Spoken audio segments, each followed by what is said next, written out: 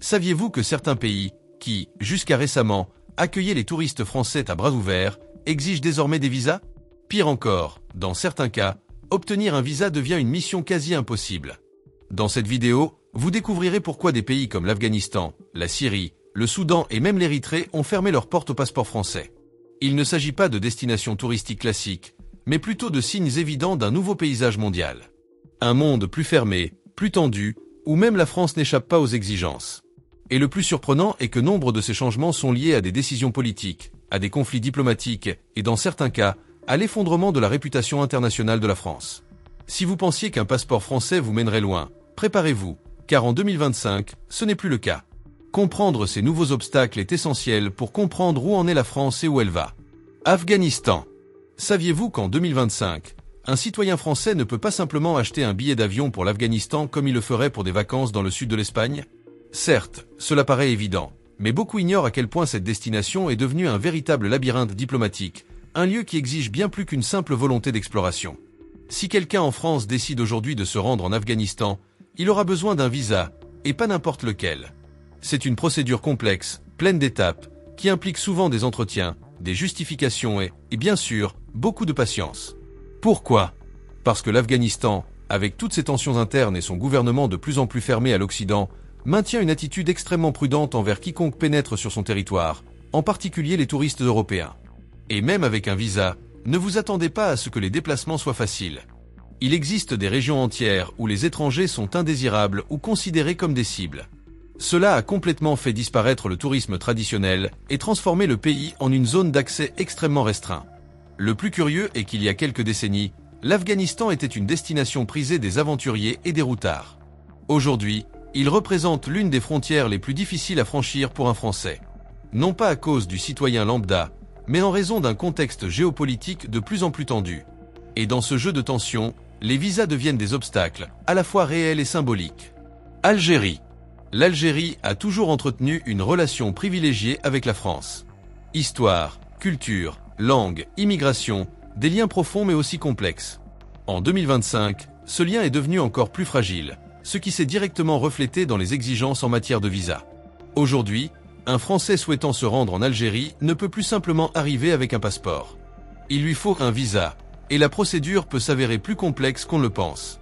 Nombreux sont les Français qui ont été surpris de constater que, même pour rendre visite à leur famille ou effectuer un court séjour touristique, la demande exige une solide justification, des justificatifs, un temps d'attente et parfois un refus. Et la raison n'est pas technique, mais politique. Ces dernières années, les tensions diplomatiques entre Paris et Alger se sont à nouveau exacerbées.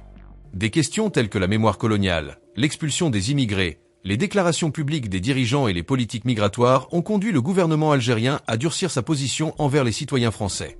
C'est comme si l'Algérie disait « Si vous nous traitez ainsi, nous pouvons vous compliquer la vie aussi ». Et qui en paie le prix? Les touristes ordinaires, les familles dispersées entre les deux pays et ceux qui voulaient simplement passer quelques jours en Afrique du Nord, profiter du paysage méditerranéen et de sa cuisine exceptionnelle. L'ironie du sort est que, malgré tout cela, la France reste la destination principale de nombreux Algériens. Mais le chemin inverse, pour les Français qui souhaitent s'y rendre, n'a jamais été aussi semé d'embûches. Corée du Nord. La Corée du Nord est, en soi, une destination entourée de mystères. Mais en 2025, elle était devenue quasiment inaccessible, surtout pour les touristes français. Certes, techniquement, il est toujours possible de demander un visa pour se rendre en Corée du Nord. Mais en pratique, les restrictions sont si nombreuses que l'expérience est devenue impossible. La procédure nécessite de passer par des agences agréées, généralement basées en Chine, et même dans ce cas, les Français se heurtent à une méfiance croissante. Ces dernières années, les relations entre la France et le régime nord-coréen se sont encore détériorées. La France est l'un des rares pays européens à y n'ont jamais ouvert d'ambassade à Pyongyang, et cela en dit long. Le gouvernement français a condamné haut et fort les essais nucléaires, les violations des droits de l'homme et l'isolement du régime. Résultat, le gouvernement nord-coréen traite tout ressortissant français comme un ennemi politique potentiel. De plus, en 2025, le monde est plus instable. Tout citoyen occidental entrant sur le territoire est surveillé, et les Français le savent. La peur d'être observé, incompris, voire arrêté pour avoir pris une photo au mauvais endroit a éloigné même les plus curieux. En réalité, même avec un visa, la Corée du Nord d'aujourd'hui refuse les visiteurs susceptibles de questionner, d'observer ou de rapporter ce qui se passe en coulisses. Et pour les Français, cette destination est devenue un point quasi inaccessible sur la carte. Syrie. La Syrie, autrefois berceau de la civilisation et abritant certaines des plus anciennes villes du monde, suscite aujourd'hui chez les Français un mélange de nostalgie historique et d'alerte rouge. En 2025, voyager dans ce pays est devenu quasiment impossible, non seulement en raison des réglementations d'entrée, mais aussi en raison des risques réels pour la vie. Oui, les citoyens français ont besoin d'un visa pour entrer en Syrie. Mais ce n'est que le premier obstacle. Le pays souffre encore des conséquences d'une guerre civile dévastatrice qui, même après des années de conflits ouverts, a laissé de profondes cicatrices, divisions internes, zones échappant au contrôle du gouvernement et infrastructures touristiques quasi inexistantes. Les ambassades de France déconseillent fortement tout voyage non essentiel en Syrie. La raison est simple, le risque d'enlèvement, d'attentats, de conflits localisés et de persécutions politiques. La France, en tant que pays européen et membre de l'OTAN, est perçue avec suspicion par les groupes armés toujours actifs sur le territoire. Le simple fait de posséder un passeport français peut vous mettre en danger. De plus, les relations diplomatiques entre la France et la Syrie sont pratiquement gelées. Le régime de Bachar el-Assad est toujours au pouvoir, et la France continue de critiquer ouvertement son maintien. Cela complique encore davantage la procédure de demande de visa, qui doit passer par des voies indirectes comme les ambassades syriennes dans des pays tiers, et peut être refusée sans justification. En pratique, pour un Français moyen, visiter la Syrie en 2025 revient à tenter de traverser un champ de mines. On peut vouloir voir la beauté de Palmyre ou les ruelles d'Alep, mais les chances d'y entrer et d'en sortir sains et saufs sont minces. Turkménistan. Parlons maintenant du Turkménistan, un pays que la plupart des Français n'ont jamais envisagé de visiter, et pour cause. En 2025, le Turkménistan reste l'un des pays les plus fermés et les plus énigmatiques au monde, presque une capsule temporelle soviétique au cœur de l'Asie centrale. Et oui, les citoyens français ont besoin d'un visa, mais pas n'importe lequel. C'est une procédure longue, bureaucratique et très restrictive. Le Turkménistan exige que tous les touristes, y compris les touristes français, obtiennent une lettre d'invitation approuvée par le gouvernement. Cela signifie que vous ne pouvez visiter le pays que pour une raison bien précise, généralement pour affaires, pour des événements officiels ou pour des voyages touristiques organisés par un organisme public agréé. Et même dans ce cas, l'approbation n'est pas garantie. De nombreuses demandes sont rejetées sans explication. Mais ce n'est pas tout. En 2025, le pays a encore renforcé les contrôles sur les étrangers. Le président autoritaire, connu pour son culte de la personnalité et pour avoir maintenu l'une des dictatures les plus fermées de la planète, a durci les règles limitant la circulation des touristes. Autrement dit, même si vous parvenez à entrer, vous serez constamment accompagné d'un guide officiel, avec des itinéraires fixes et une surveillance constante. Pour beaucoup de Français, c'est l'inverse de ce qu'ils attendent du voyage. Liberté, découverte et spontanéité. À cela s'ajoutent très peu de liaisons aériennes, une offre touristique francophone quasiment inexistante et une infrastructure hôtelière qui laisse à désirer. Pour toutes ces raisons, le Turkménistan demeure de facto une destination interdite. Non pas par hostilité directe envers la France, mais parce que c'est l'un des pays les plus difficiles d'accès au monde et l'un des plus méfiants envers les étrangers. Une destination qui, même pour les plus aventureux, finit par être hors des sentiers battus. Yémen. Le Yémen est malheureusement devenu synonyme d'instabilité et de danger ces dernières années. En 2025, il reste l'une des destinations les plus inaccessibles de la planète, non seulement pour les touristes français, mais pour pratiquement tous les étrangers. Pour les citoyens français, obtenir un visa pour le Yémen relève de la mission impossible. La procédure, lorsqu'elle est disponible, nécessite une justification solide et est généralement réservée aux journalistes, aux travailleurs humanitaires ou aux personnes ayant des liens familiaux très spécifiques. Et même dans ces cas, l'entrée dans le pays n'est pas garantie. La raison principale, la situation au Yémen est critique. Le pays est confronté à une guerre civile prolongée, à la présence de groupes armés, à des frappes aériennes, à des blocus et à une crise humanitaire sans précédent. Les ambassades de France et de la plupart des pays européens ont déjà suspendu leurs services consulaires réguliers pour des raisons de sécurité. Il n'existe aucun vol direct. Les garanties minimales de protection sont inexistantes. Le risque d'enlèvement, de violence ou tout simplement d'être bloqué dans le pays sans possibilité de retour est extrêmement élevé. De plus, même dans les régions moins touchées par la guerre, comme l'archipel de Socotra, autrefois attirant les touristes pour sa beauté exotique, l'accès est désormais très restreint. La France, comme d'autres pays de l'Union européenne, déconseille fortement tout voyage sur le territoire yéménite, quelle qu'en soit la raison. En pratique, pour le Français moyen, le Yémen n'est pas seulement un pays nécessitant un visa. C'est une destination fermée, dangereuse et imprévisible, où le tourisme est devenu quasiment impensable d'ici 2025. République centrafricaine. La République centrafricaine fait partie de ces pays qui n'apparaissent presque jamais sur les itinéraires de voyage, et pour une raison bien claire. En 2025, tout citoyen français souhaitant entrer dans le pays devra être muni d'un visa, et pas seulement. Il devra également obtenir une autorisation spéciale délivrée au cas par cas. Et même dans ce cas, le ministère français des Affaires étrangères déconseille fortement ce voyage. La réalité est dure. Le pays est confronté depuis des années à un conflit armé, à des groupes rebelles incontrôlables et à une instabilité si profonde que même les missions de l'ONU opèrent en situation de risque constant. La capitale, Bangui, peut paraître calme dans certains quartiers, mais il suffit de quitter la zone la plus fortement surveillée pour se retrouver avec des routes bloquées, des affrontements et une insécurité totale. De nombreux ressortissants français ont vécu des expériences difficiles en essayant d'entrer dans le pays, notamment les travailleurs humanitaires. Outre la lenteur, la bureaucratie et l'imprévisibilité du processus d'obtention de visa, les voyageurs sont également confrontés aux difficultés liées à l'arrivée. Les vols sont rares, les infrastructures sont déficientes et les autorités locales se montrent très méfiantes envers les étrangers. En pratique, le tourisme français en République centrafricaine a tout simplement disparu.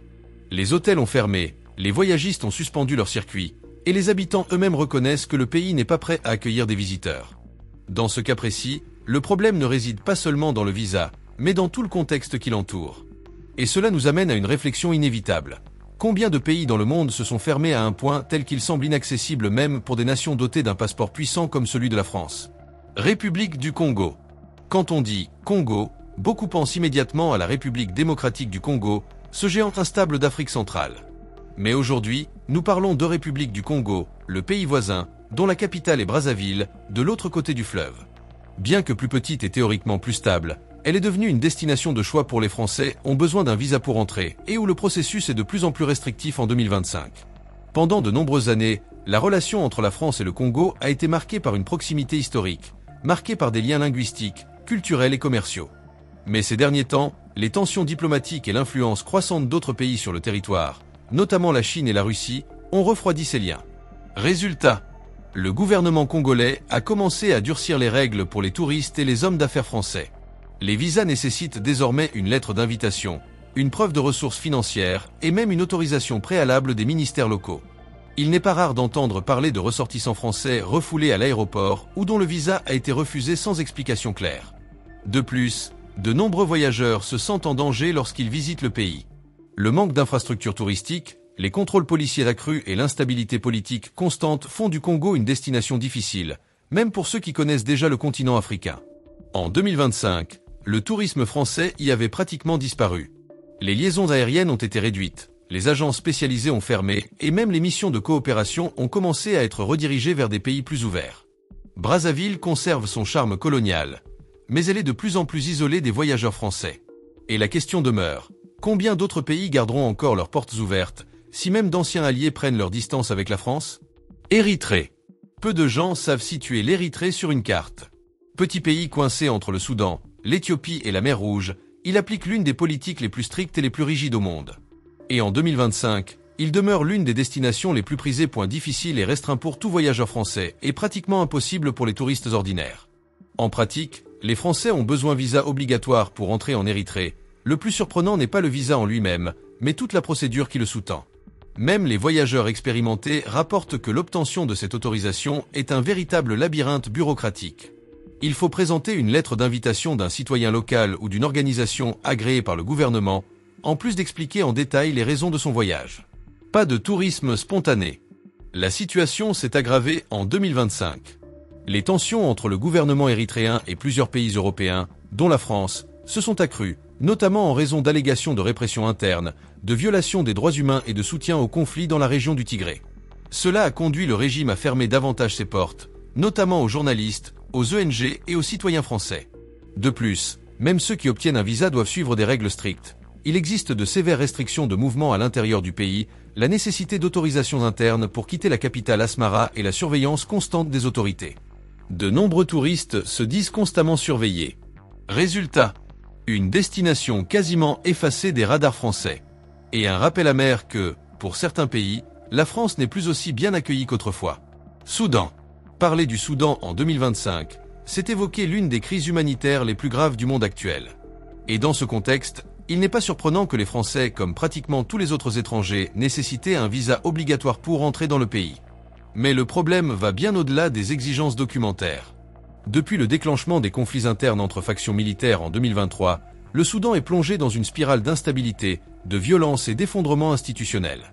En 2025, la situation est si critique qu'il n'y a presque pas de tourisme dans le pays et les ressortissants français qui tentent d'entrer sont considérés avec une extrême prudence, même dans le cadre de missions humanitaires. Obtenir un visa aujourd'hui relève pratiquement de la diplomatie. La demande doit être déposée directement auprès des autorités soudanaises, souvent sans passer par les canaux officiels. Les visas ne sont pas délivrés à l'arrivée. Le processus est long, incertain et souvent NIE.ET lorsqu'elle est approuvée. Elle implique une surveillance obligatoire, avec des déplacements restreints et des enregistrements constants. De plus, la sécurité des étrangers est quasiment inexistante. L'ambassade de France à Khartoum a été évacuée en 2024, et à ce jour, de nombreux Français ayant travaillé dans le pays, notamment dans des ONG, n'ont toujours pas pu y retourner. La recommandation officielle du gouvernement français est claire: ne voyagez en aucun cas au Soudan. Autrement dit, le visa existe bel et bien, mais la réalité montre que le pays est pratiquement fermé. Et cette fermeture n'est pas seulement bureaucratique, elle est géopolitique, sociale, tragique. Un rappel brutal que le passeport français, aussi puissant soit-il, trouve également des portes verrouillées lorsque le monde est en guerre avec lui-même. Maintenant que nous connaissons les 10 pays où les citoyens français auront besoin d'un visa en 2025, force est de constater que nous assistons à un changement silencieux. La France est progressivement moins bien accueillie dans des régions du monde où elle voyageait autrefois librement. Après avoir découvert ces 10 pays où les citoyens français doivent désormais obtenir un visa, impossible de ne pas réfléchir. Car cette liste ne se résume pas à la bureaucratie ou aux formalités administratives. Elle témoigne clairement de l'évolution du monde, et avec elle, de l'image de la France. Pendant des décennies, le passeport français a été synonyme de prestige, de liberté et d'accès quasi universel. Mais en 2025, nous voyons des portes se fermer. Parfois pour des raisons politiques, parfois pour des raisons de sécurité, et parfois pour quelque chose de plus profond, la prise de conscience que le monde se réorganise. Et que tout le monde ne voit plus la France comme avant. Plus inquiétant encore, nombre de ces demandes ne proviennent pas de pays riches ou lointains, mais de nations ayant des liens historiques, culturels et même affectifs avec la France. Il ne s'agit pas seulement de visa, mais de confiance, de réputation, de la place de la France dans le monde aujourd'hui. Si cette vidéo vous a fait réfléchir, partagez-la avec quelqu'un qui voyage aussi, qui s'intéresse à la géopolitique ou qui souhaite simplement mieux comprendre le paysage mondial. Et bien sûr, si vous souhaitez continuer à suivre ces changements, comprendre ce qui se prépare et découvrir ce qui pourrait arriver au tourisme français, abonnez-vous à la chaîne et cliquez sur la cloche. Le monde évolue trop vite pour que nous restions immobiles. Et ici, nous suivrons tout cela étape par étape.